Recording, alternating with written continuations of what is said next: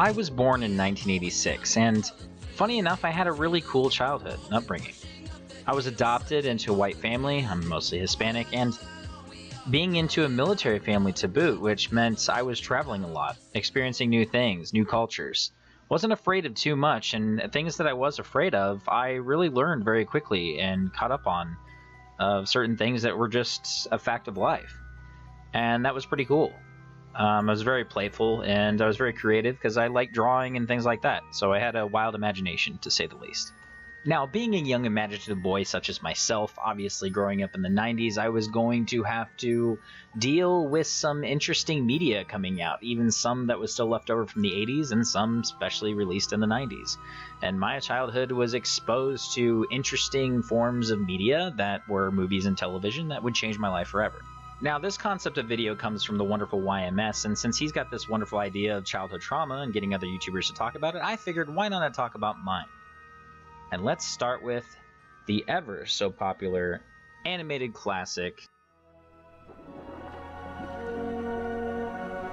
The Land Before Time.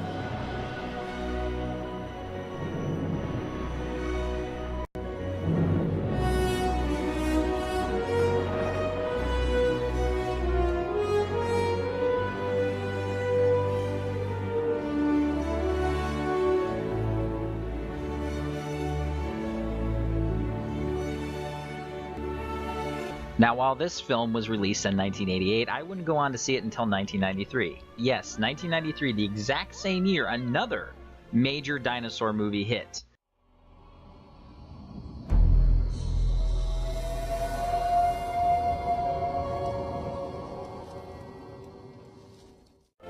And for some reason, that film was considered to my parents to be way too scary. So, you know, logic and all that. Now, the real reason why this film terrified me is because it gave me the idea. It put the idea in my head of loss. It made me realize that your parents aren't going to be there forever. And what's going to happen when they're gone? When they're dead and gone, what are you going to do? And how alone you're going to feel when they are gone. And that's what this film does. Within the first 15 minutes, you have that weight pressed down against your shoulders of the loss of Littlefoot's mother. And it is a heart-wrenching scene.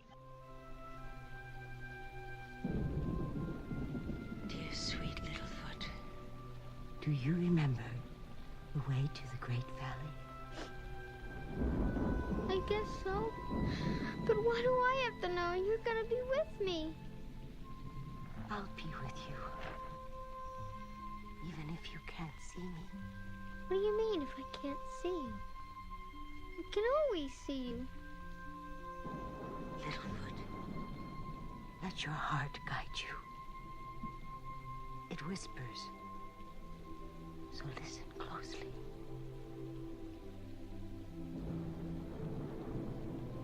Mother? Mother?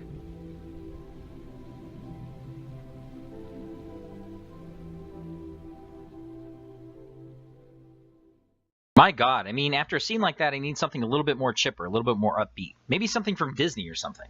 Yeah. No, no, no, I take that back, I take that back. I don't need anything more chipper. I'll take care of this, please. I'll fix him.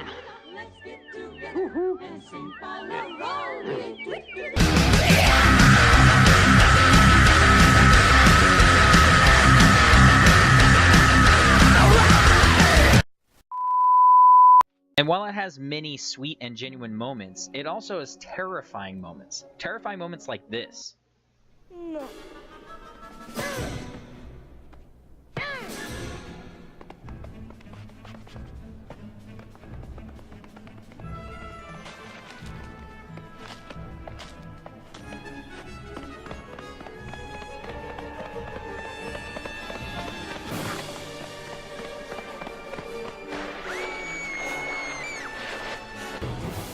But I can't blame this film for too much. It did teach me a lot of things as a kid, and it definitely got me into animation. It's one of my favorite animated films of all time, and it's what got me into Don Bluth's films. And while this film might have left me a little bit less innocent, it definitely taught me about important things having to deal with in the day-to-day life. Overcoming obstacles in dire times, learning to find hope in tragic times and tragic places, and going on a journey with people who you typically wouldn't be friends with. This film talks about the importance of friendship and family and gaining a new family. It also talks about a lot of grown-up topics besides death. It talks about racial segregation and racial tension and prejudice. While in the beginning it does feel a tad bit like a Discovery Channel documentary film on dinosaurs, in the end it ultimately becomes a fantasy epic.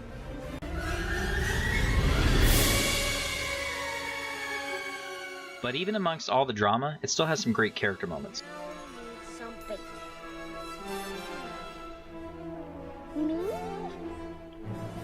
Oh no. So grab a box of tissues and some popcorn and enjoy this classic animated film and journey, The Land Before Time.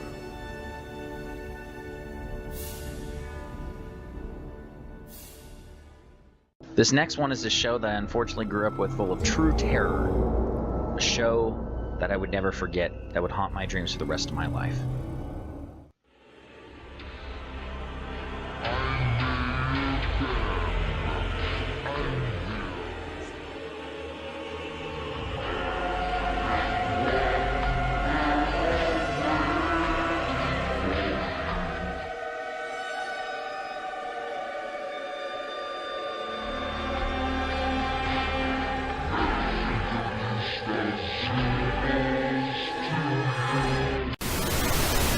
Now, I know I exaggerated a bit on the intro and it wasn't quite like that. However, in my mind, that's how it felt. Really eerie and creepy to see all of these adult human beings in these animal faces. The makeup and everything, just staring into your soul.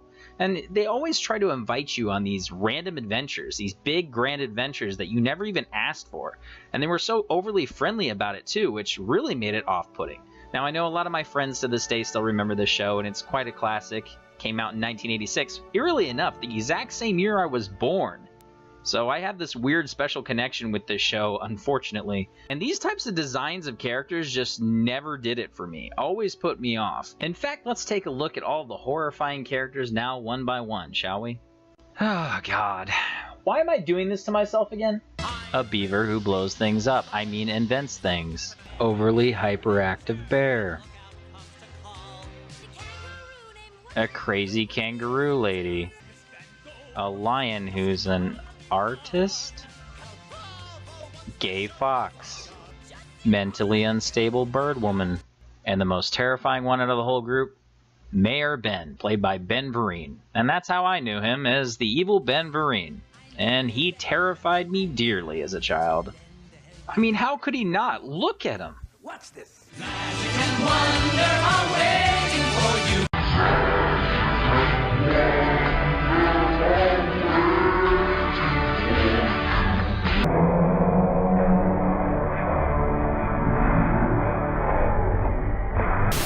Now, I definitely understand that this show is a classic, and while it's definitely not for me, I understand it has its fans out there. A lot of the actors are still working today, and that's pretty cool. But back when I was a kid, I didn't care about that. I just thought they were going to eat me. To me, they were the Manson family with fur.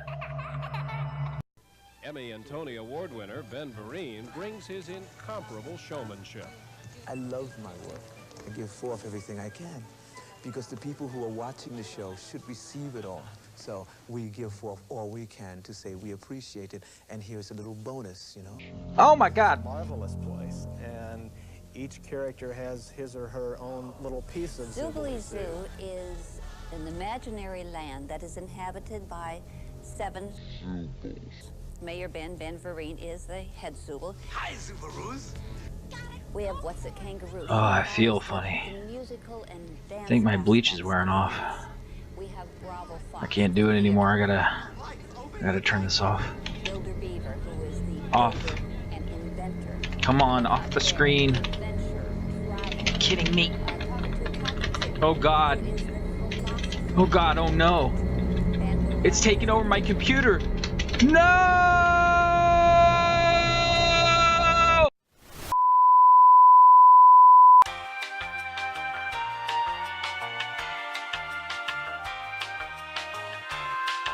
Okay, I can't take it anymore. Let's move on to the next one. This one being the Disney classic that terrified me. Honey, I Shrunk the Kids.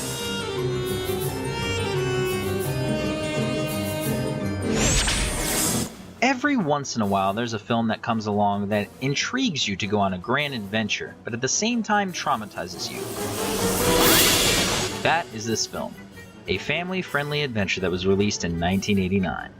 Disney felt the need to step away a little bit from traumatizing children in their animated feature films by bringing it into this big-budget dark comedy directed by the one and only Joe Johnston.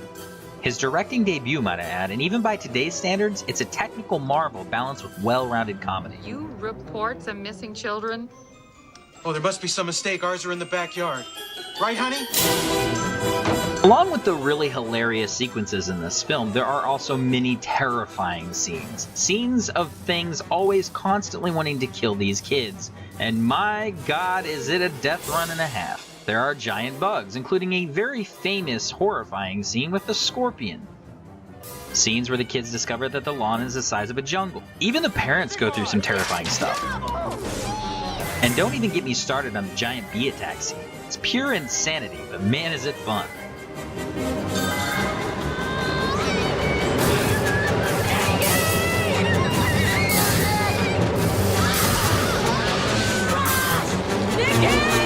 These kids go through a lot, and I myself went through a lot as a kid watching this film.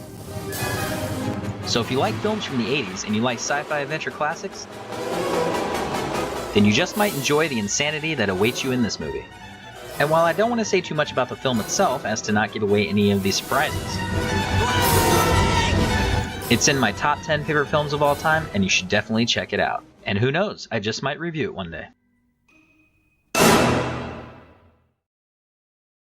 Thank you so much, guys, for tuning into part 1 of my childhood trauma video. I plan to do a few more of these in the near future. A very big thank you to YMS for coming up with this concept of video and tagging many amazing creators in the process. Thank you so much. Check out his channel and subscribe to him. He makes amazing content. And I also want to tag some of my fellow YouTuber friends, Potato Reviews and Gus Reviews, into doing their own childhood trauma video. Thank you so much, guys. And if you like what you saw, hit that subscribe button, hit that like button, and I'll see you later, fellow Misfits.